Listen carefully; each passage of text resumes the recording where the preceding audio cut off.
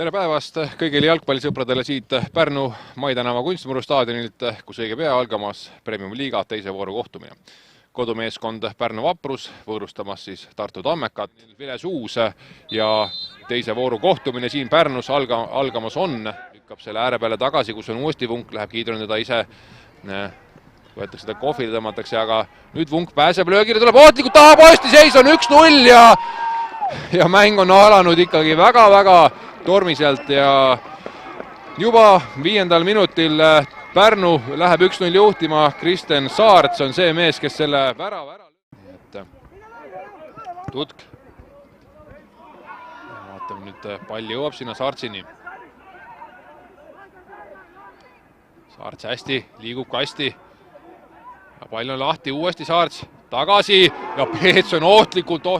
Saadi kohe sel kiiresti värav kirja, nüüd on olnud terve mängu taga ja rollis ja nüüd pahasti jääb see liljaks hetkel Jako Kanter. Mehel on kollane kaart all ja vaatame, jah, siit tuleb punane kaart. Pärnu jääb viimaseks 15 minutiks vähemusse, aga oli see igati õigustatud kaart ja ega küljesti neil muud teha ei jäänud. Võttis ta, oli see kas Kapper või Paju igal juhul. Hoiab kinni, aga sellest ei tehta välja. Nüüd veel laabus mööda paremat äärt. Anderson pääseb löögile ja lööb ära 1-1. Kevin Anderson Tartu Tammeka 1-1 94. minutil. Ja nüüd on Pärnu mehed murtud maas. Oi. Vot nii.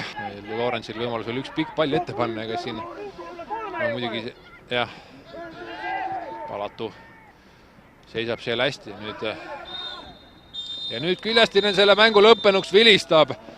1-1 punktid on läinud Tartusse ja 1 jäänud ka siia Pärnusse, nii et oi, mis mängu lõpp ja 1-1 tulemusega näeme siin värava autorit Kevin Andersoni. Mees ka venitab hirmsa Vungiga terve teine poolaeg.